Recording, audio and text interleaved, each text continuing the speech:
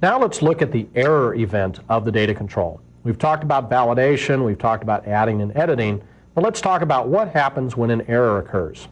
There are several reasons why an error could occur. For example, the network's down and your database is out on a network share. Maybe the server's down, you're connecting to SQL Server and the server happens to be down at that point. Maybe the table is locked for exclusive use by another user. Many reasons why you could generate an error. Let's go ahead and we'll create some errors on purpose, and we'll actually see how the error event happens in the ADO data control.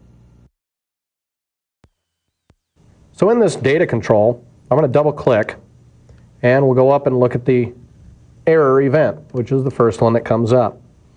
Now what I've done is I've written kind of a generic error handler called DC error check, data control error check. Now I'm going to pass in the error number that got passed to me and the description of the error that got passed to me, and also whether I want to cancel the display that the normal data control will give out. So for example, if I try to run this and this line is commented out, I won't get an error message that I generated. I'll get one from the data control itself. And that's not really what I want to do. If we look at the data control error check routine, we basically come in here and find out if we haven't already got an error, and I'll show you what this does in a minute. This is kind of a recursive thing. I'm going to pop up a description of that message box into a message box. Then I'm going to set this mbool load error flag to true, and I'm going to set cancel display to true, which will tell the error system not to display its own message box. I'm going to display one. Now to make this happen, let's go ahead and go down to Explorer. And let's go to the database here, if I can find it. Here we go. Go to the employees.mdb, and let's just rename the employees table to TBL employees 1. Now that we've done that, and we go back then to our Visual Basic application, and we'll run it. And we'll come down here and run the one that says validation and errors.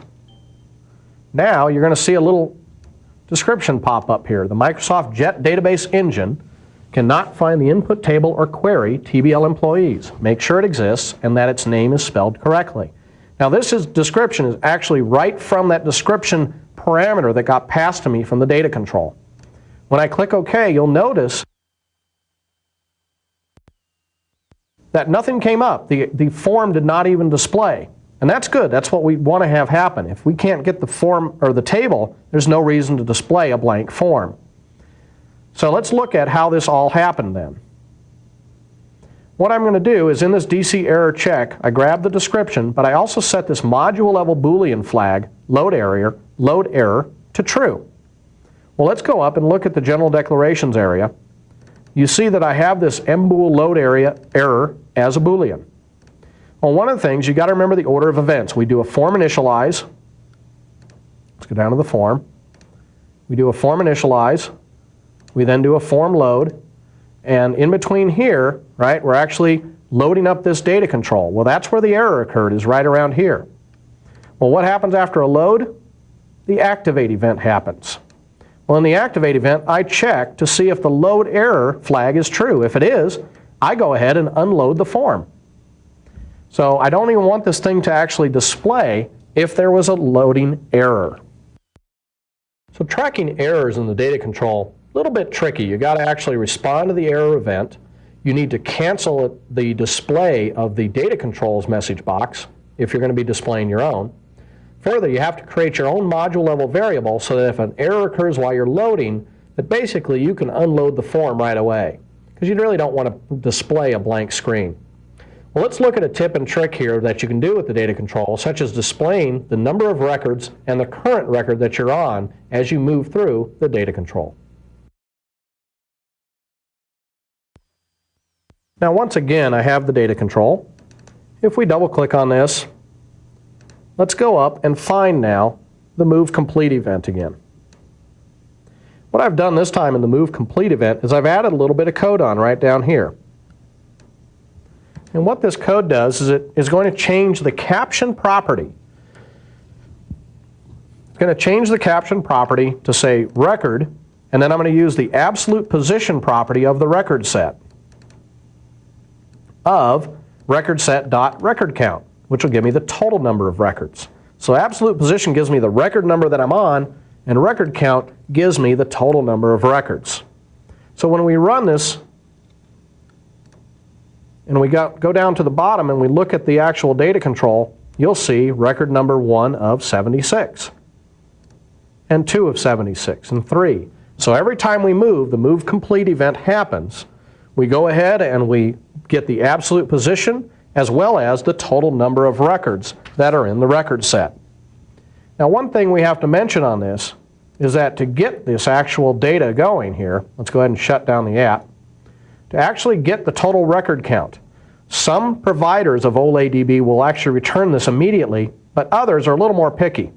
So what we have to do is when we first load up the form, in the form load event, we have to do a move last on the record set and then do a move first. What this does is this actually, the move last says I've now read all the records, so I now have a total record count. Well, to get that record count property filled in, you really need to do a move last. Now some of the providers actually get the record count right away. Others require you to read all of the records. That's why you have to do a move last and then a move first. It's better to be safe than sorry. Now let's talk about getting rid of the data control and adding our own command buttons to do record movement. So we're going to actually not get rid of the data control, we're just going to make it invisible.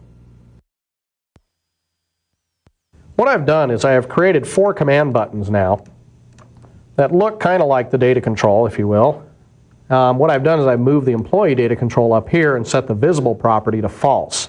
That way it won't show up. But underneath each of these command buttons, I've written a little bit of code so that we can use these to move forward and backwards.